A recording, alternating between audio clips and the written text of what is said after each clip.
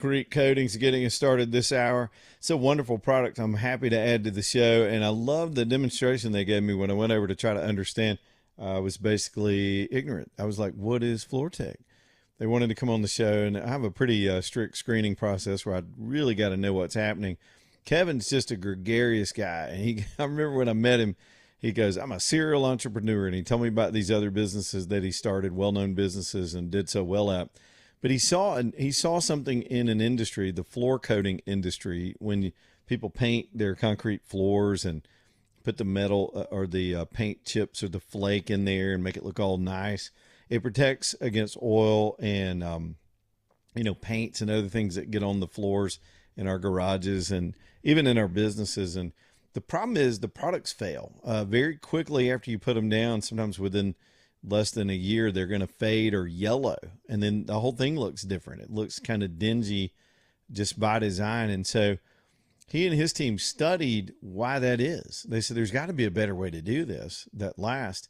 And they determined, among other things, and I'll try to put it in the simplest form, is that a lot of these companies and almost every one of these products out there in the industry put solvents into the mix to thin it out, and it helps the mix stretch. It stretches out the coverage, really.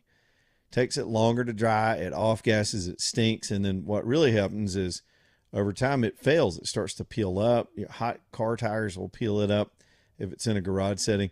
It just didn't work. So they got in the lab, literally got in the lab and discovered a better way to make the product. So their product's better. It's just better. It's a lifetime warranty for the home. That warranty is transferable to the next owner. It's not going to yellow. It's not going to peel. It's going to last longer than you do. I love the whole concept. They can demonstrate it to you too if you get them to come out and take a look and measure. And because it's locally owned and operated, you're not dealing with any middlemen, they don't hire out subcontractors to put it in. They want it done right. So FloorTech's going to come do the job for you. And I love how they do things.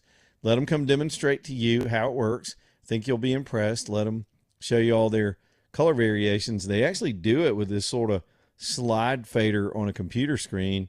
They'll whip out a little tablet and you can just get that color exactly like you want it. They'll go reproduce that, bring it to your house, put it in, and man, it's dry in 24 hours and you're ready to go. Not a huge disruption either. It's called Floor Tech Coatings. You put a K in there when you spell it. If you want to get them to come give you an estimate and a demo, FLOORTEK, floortechcoatings.com. Y'all reach out to FloorTech and do this right. Make that thing look good. The patios, sidewalks, obviously interior rooms, commercial showrooms, manufacturing facilities, floortechcoatings.com. All right, I've been following this since the show started, trying to get some clarity on it before I brought it up, but one of my buddies is on the scene, one of my news buddies is on the scene of a potential plane crash over in West Alabama. We think it might be a military plane. I'm a little confused, though. I'm trying to determine whether this is in Fayette County or Lamar County. But apparently, here we go. And Carol Robinson's been working on this, too, this afternoon. But apparently, pilots ejected from a military plane. She was able to get the scoop for us this afternoon. They had some kind of mishap over West Alabama. It's so close to Lamar and Fayette. I think both of those county sheriffs were on the scene of the crash. They've got the roads blocked up. It's on a real rural dirt road. The U.S. Air Force's 14th Flying Training Wing from Columbus, Mississippi was involved in this, what they call a mishap. Two pilots did eject safely from the aircraft. Cause of the mishap is unknown. But yeah, we've had an incident. I don't see the name. Yeah, it was a T-38 Talon II aircraft. Some of y'all will know exactly what kind of military application that is. But a bit of an incident. That's anytime you have a jet go down, that's a national incident as well. They're working the scene over in West Alabama, and we'll give you updates on that when we get them. Let's get back to the phones. A lot of folks still want to call about the MAP stuff. Again, Jared Hudson, candidate for Senate, will be in here in a few minutes at the 4 o'clock hour. I've told him an hour, so we'll keep it at least an hour. And I want to be fair to the other candidates that reach out, kind of leaving it up to them to make arrangements this week. By the way, we'll be on location. Man, I'm so excited. We'll be on location at Iron City on Friday for the show. as we get ready for the Jawbone Jam, 10th anniversary of the station. Huge bands, 3 of them in one night. You'll rarely ever get to see this in a venue this size, where you've got. I mean, this is like one of those outdoor stadium concerts when you've got multiple bands. But the legendary Brother Kane, been reunited, got a new album out. They're going to be. They're really the headliner. They're bringing along Stone Horses, another incredible band, and then my buddies. I'm really friends with all these guys in Cattle. They had a reunion at the end of last year and decided it was so good they were going to keep doing it. So they're out there playing again to their following around the Southeast, and so they're going to be there as well. I'm excited. You get excited. Buy your tickets. There's still some online at Ticketmaster. You can get them at Iron City. Somebody asked us about walk-ups, and I meant to ask about that yesterday. I'm not sure that's possible right now, but I'll try to get a beat on that at some point. It is IronCityBham.com if you want to go directly there. Again, if you don't know Iron City, you should know Iron City. It's the best. I mean, it's the best live room in Birmingham, in my opinion, especially to play. I love getting to play there. But it's, we're pumped. Friday night, again, live radio show, and then doors open somewhere right after the radio show. We love to see you. 10th anniversary of the station. How about that? All right, let's go. Jawbone Jam. IronCityBham.com. Let's go to JJ and start with the phone calls this hour. If y'all been trying to get in and the line was busy, we got lines open now, so you can actually squeeze in. JJ, what's on your mind tonight? Hey, Leland, I've been thinking in the same thoughts that you have ever since we were told about the China trip. And so I'm sure all of your listeners are already doing it, but let's all pray for Trump and his team that he will get there and back and home safely, and success, of course, while he's there, but safe trip all the way around. And we're told to do that, ask. And so let's ask for his safety. And thanks for bringing that up, and I appreciate it. Bye-bye. Yeah, thank you, JJ. I always enjoy your calls. I don't mean to be negative, and let me just visit that for a minute. And I hope it didn't seem distasteful, but we live in a modern age where there's so much political violence being called for by the adversaries of not only our country, but this particular president. And there have been at least 3 documented attempts on his life, one very recent, and it's become commonplace. You've got mainstream pundits and bloggers from the American left calling for general political violence. I was listening to a sort of a recitation of all those incidents today, and it's alarming. They have 42% of especially young adults believe the killing of the United Healthcare CEO in cold blood in the streets was somehow justified. These people have adopted sort of a revolutionary mindset, much like the Bolsheviks in Russia back in the day. They think they've come up with something new, but they're repeating a very failed history in the world. And that history always started with violence. There are 2 entities that are moving forward violently right now in our society. It's these leftists that they now call it social violence. They think it's okay to just kill people if you disagree with them. And that's growing. And then you've got Islam, who's been violent since the 700s. Every culture they move into, they try to dominate and force to acquiesce. That's not my opinion. That's world history. If you don't know that, quit being ignorant, read a book. It's in the books. It's in the books. It's the history of Islam. And just last night, we had another incident where these sort of roving bands of so-called Palestinian supporters, unlike when the campus protests were going on, that was vile enough because they got beyond protesting and started getting violent. They've started attacking Jewish synagogues in the city of New York. And one woman was violently just grabbed and snatched down by her hair, who was just trying to leave the facility last night. They're masked up. They're wearing the little Yasser Arafat headdress. And this isn't Palestine. This isn't Israel. This isn't Gaza. That's New York City, where people live. And they're going to their places of worship and their community centers, trying to attack and beat these people in the streets of this country, being led right now by a mayor who is both a commie and a Muslim. It's the unholy alliance of both of those ideologies, which despise our freedom, our speech, our capitalism, our way of life. They're all coming to get it. Now, these are little side examples, but it's a tone that has been embraced. Trump will get shot, and late night comedians are making jokes about it. And that's why I wrap all the way back around to Trump's security. We're in a threat environment, and the Secret Service has had its share of successes and failures at guarding in that. And whenever he travels to a hostile or adversarial type place, it makes me a little bit nervous because, we're counting on the Chinese to do right, and we're counting on the Secret Service to, when they're not in their element and in 100% control, which they tend to be wherever a president travels, you just gotta, I don't know, it makes me a little nervous. It just makes me nervous. There are folks that know if something were to happen to that man in these times, the way things are right now, this country would explode, especially after these repeated attempts and all that's going on right now. I think there's a side that's been quiet and very patient for the last 10 years with their rhetoric and their violence, and it would it'd be a powder keg, and we don't want that. We don't need that. This country's got plenty of safety valves and places for us to express our opinion, vote or don't vote, win or don't win your election, go on to the next thing, checks and balances, free speech. But that stuff has to, my side doesn't want a revolution. We want a restoration to the original founding intent of this country, because it served us well for 250 years until the destroyers come along to destroy. And they always try to do it. They've been trying to do it. I'm not saying they're even close right now, but they're getting defeated and pushed back on in a way that makes them desperate. And it's the only solution they have left. They've tried everything else. They, legitimately organizing themselves into attractive groups to draw voters and to win fair elections. They've given up on that a long time ago. They want every corner they can cut and every competitive advantage they can get outside of the constitutional system. They want to go extra constitutional to get unfair advantage.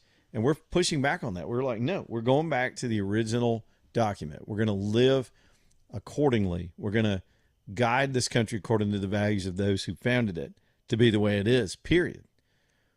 As long as we can. And it's a nervous time to watch the really, really insidious ideas that have now gone so mainstream in our universities and intelligentsia, in the mainstream media. Even the stupid late night comics who aren't funny anymore will give sort of soft undertones about this same thing, trying to mainstream and justify their own violence.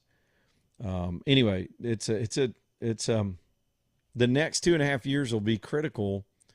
And I think it even gets more dangerous if these idiots lose the House elections in the fall. You got people who are predicting stuff all over the place right now.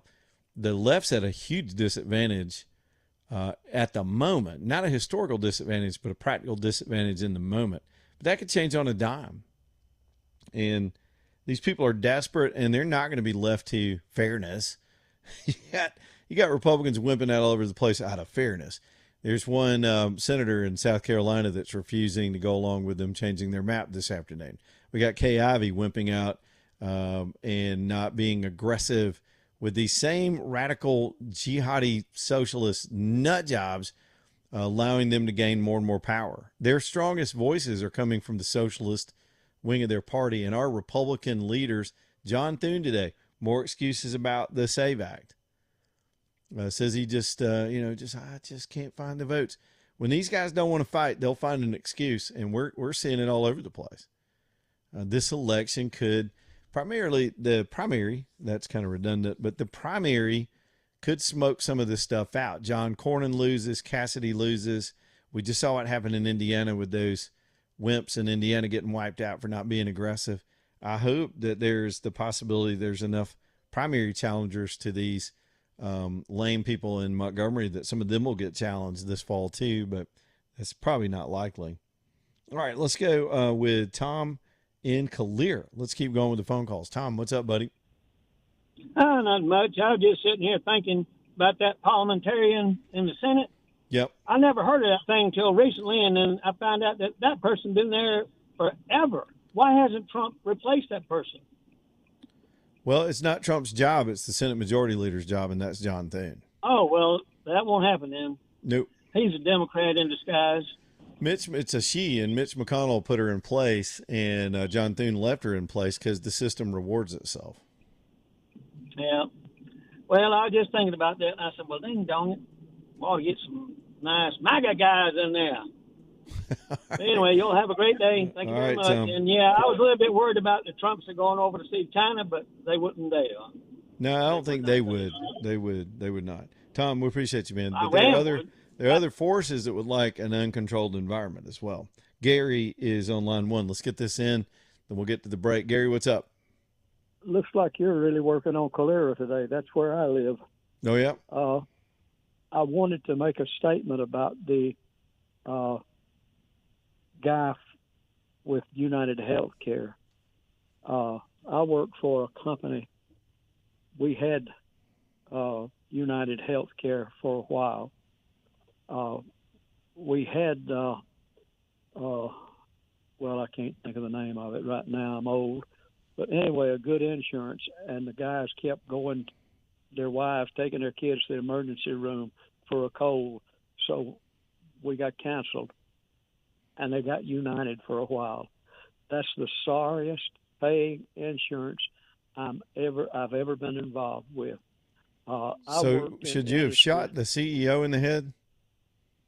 Yeah. You should have shot the him in the CEO. back. He should have been shot. No. What I'm saying, Gary, is it doesn't matter how bad the company is. The company could be terrible, and a lot of these insurance carriers are. We don't go around shooting people that run companies in the head because we don't like the company. That's not the reason I called. Okay. I disagree with killing anybody over something like this. Right. It's not right. The Bible tells us not to kill. Correct. And what happened with them, the benefits just deteriorated drastically. And I think the union went to the company and threatened a possible work stoppage if we didn't get some good insurance. Well, it didn't take long till we got Blue Cross and Blue Shield. And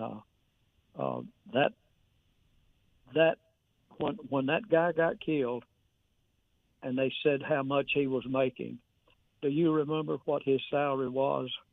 I don't even care what his salary was. It doesn't matter. Well, it was $25 million a year. Yeah. And with a $25 million a year salary, and they couldn't pay working people's hospital bills and medical bills. I understand. That is what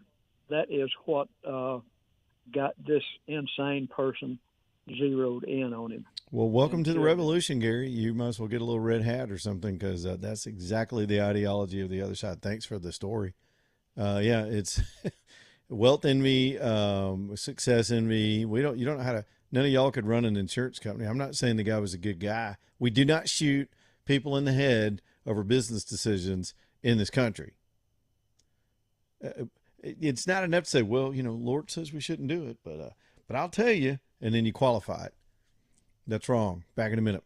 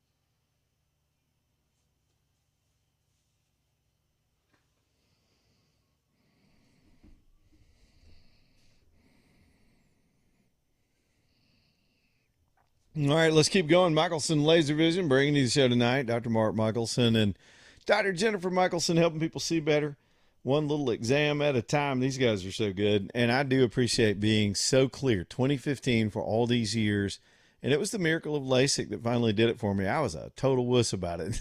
I would not go. I wouldn't even get checked. Michelson Laser Vision, downtown UAB Highlands. I'm telling you, if you're in glasses or contacts, you absolutely owe it to yourself to at least go in there and get the appointment.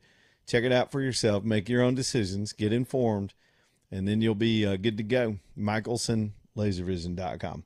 By the way, quick note on that last caller. I try not to be rude, but, I mean, people are falling into these kind of traps where there's a soft justification of some of these stupid things that are being put in society nowadays out of envy and bitterness. If you want to target somebody, I'm not saying you should shoot them clearly, but the person most responsible for wrecking the healthcare industry is Barack Hussein Obama. The rules they created, those fake exchanges, the gigantic subsidies to these companies, it was expensive, but now it's a nightmare, and it was a complete failure. And the Republicans still don't have the balls to figure out how to fix it. So it's our politicians that put the whole marketplace into a huge disadvantage and put all of us in the back seat when it comes to these decisions over their own power grabs. It's a lot of politics was involved in that too. Just know that, a little bit of history. All right, we'll get more phone calls here in a minute. Y'all hang in there. Lead on Live, Talk 99.5.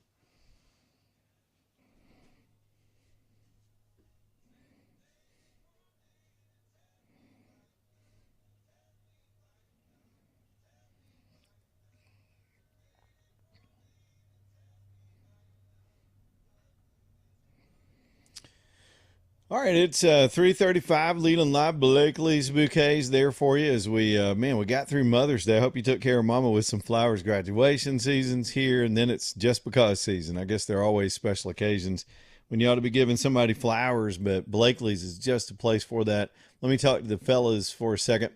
If you are flower dumb like I am, I just don't know what I'm doing, but I'm just dumb enough to look at a picture and go, well, that looks nice. And I kind of get a general sense of what a nice arrangement would look like. So y'all go and reach out to Blakely's online at their super intuitive, easy to use site. And if you do it either tonight, this evening, or first thing in the morning, she'll have those flowers by noontime or somewhere around that time, usually midday around town. And man, you get the brownie points. When's the last time you sent flowers? We even have people in our lives from time to time that are just a little blue, dragging a little bit, might want to hear from you. Boy, flowers really do lift people up. Let them know you're thinking about them. Let them know you're praying for them at Blakely's Bouquets. You're on your own to spell bouquets, but I'll spell Blakely's for you. Blakelees, Blakely's Bouquets.com. Okay, let me get these calls in here. A lot going down today. I got a couple more map thoughts to lay down for you, too, as the governor completely wimped out, and so did the legislature, if you ask me. They gave her the ability to get out of there with this 6-1 map, but we'll talk about that some more in a minute. Gary's over on line 1. Gary, did I already do Gary, AJ? I'm sorry. Is Jamie still there? All right, we'll go to Jamie on line 2. What's up, Jamie? Yes, sir. I'm not telling you this for true, but I've got 2 emails or two text messages and a phone call telling me that Air Force jet has crashed over in Bluff, and that's on 107 between Ewan and Fayette. And it said that the pilot, and it said both pilots, which I assume means the pilot and probably the navigator, ejected safely. And that was probably an hour and probably 2 hours ago now. Yep, you're correct. It is, the Air Force has confirmed it. They were from the 14th Flying Training Wing over in Columbus, Mississippi. Yep. Yeah, and it was, I was going to say there's Columbus is over here, and they fly over all the time. Oh, yeah. It's I didn't know if it was true or not. Yeah, it is. It's a T-38 Talon II. The pilots got out okay. The plane is down in a rural area on a dirt road. The cops got it all blocked off. How in the world did it crash? You got any idea? Well, we don't know that yet. Yeah, we don't. They called it a mishap, who knows? I'm just glad the pilots are okay. Yep.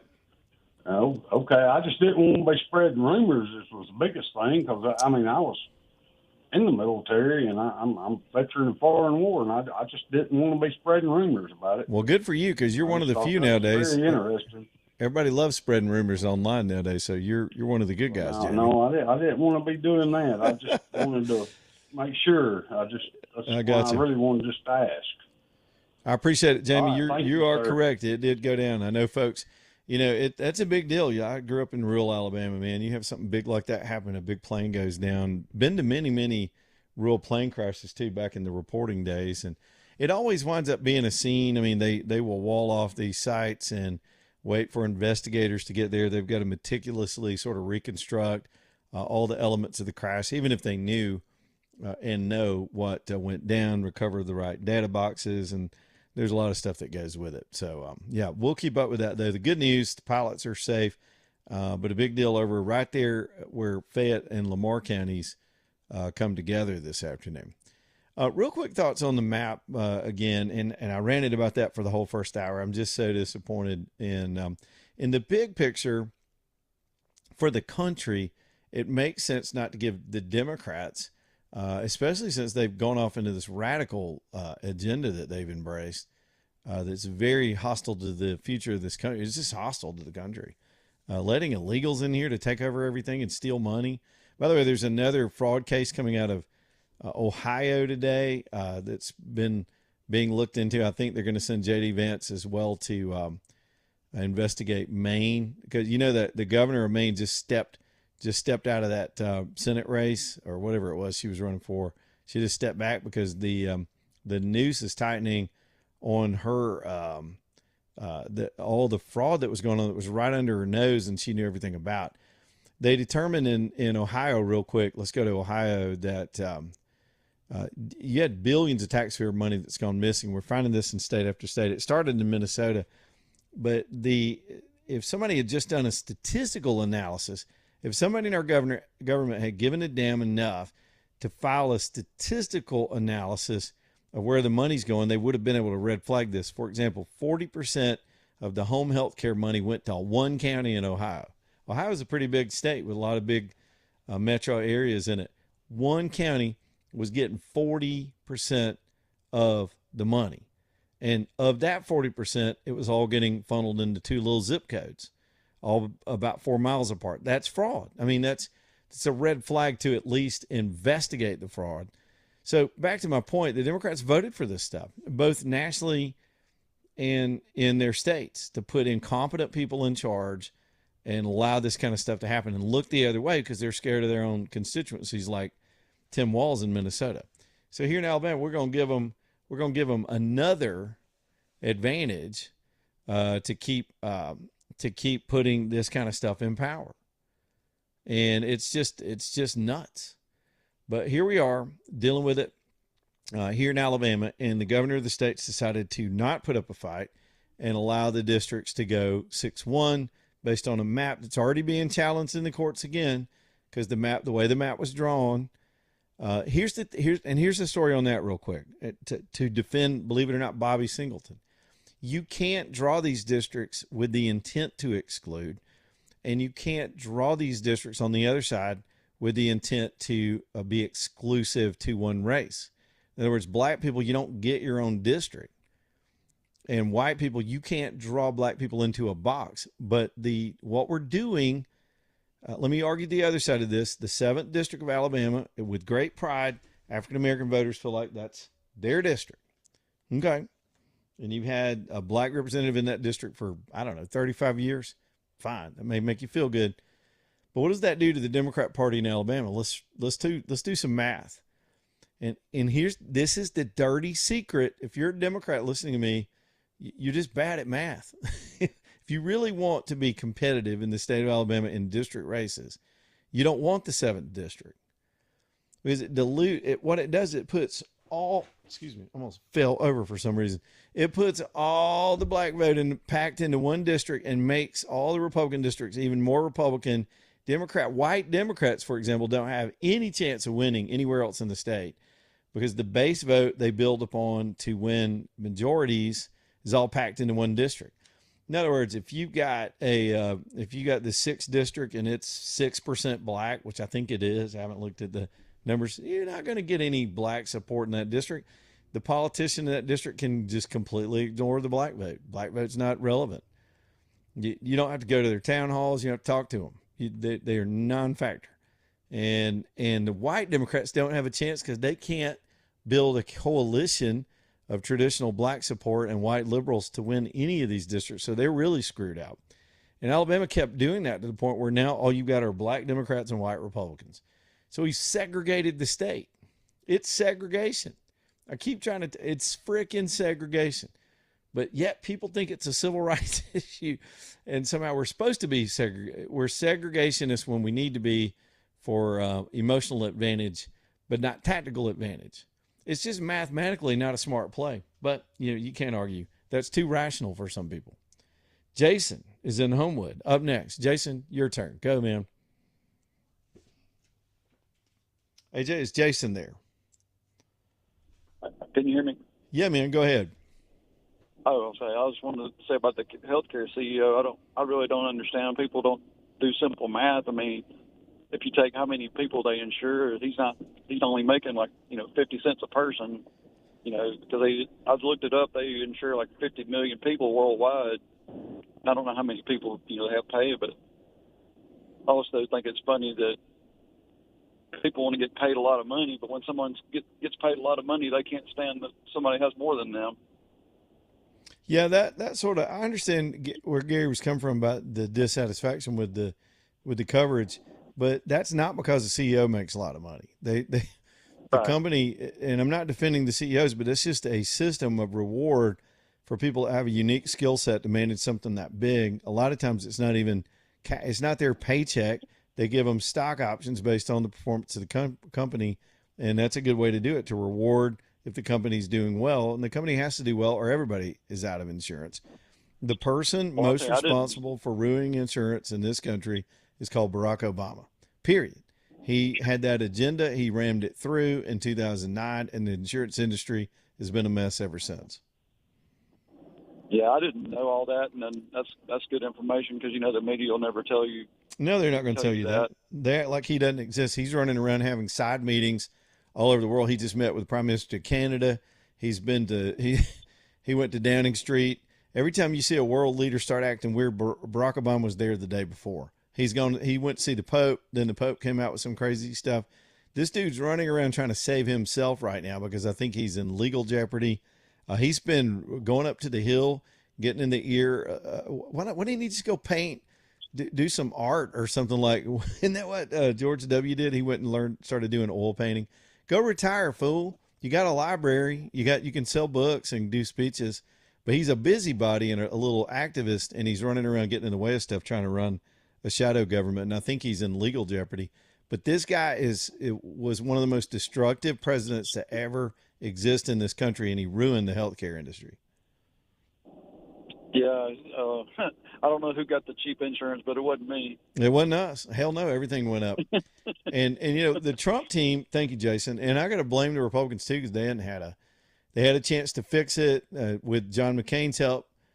They turned it down.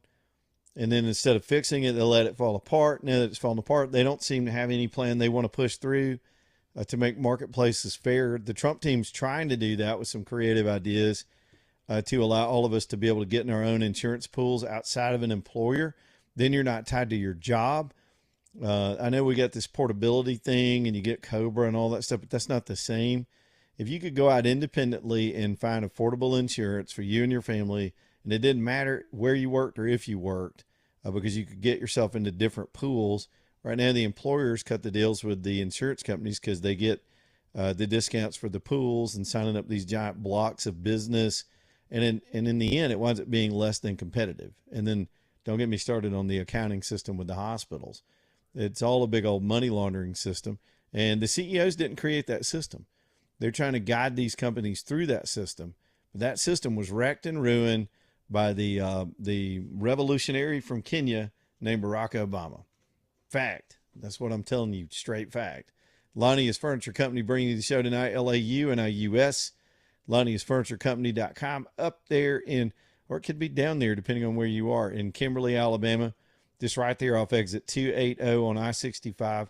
Y'all go take a look and see what they got. I'm telling you, it's a beautiful store. A lot of it. I don't know how many furniture stores are this big. It's got to be the biggest one in Alabama for sure.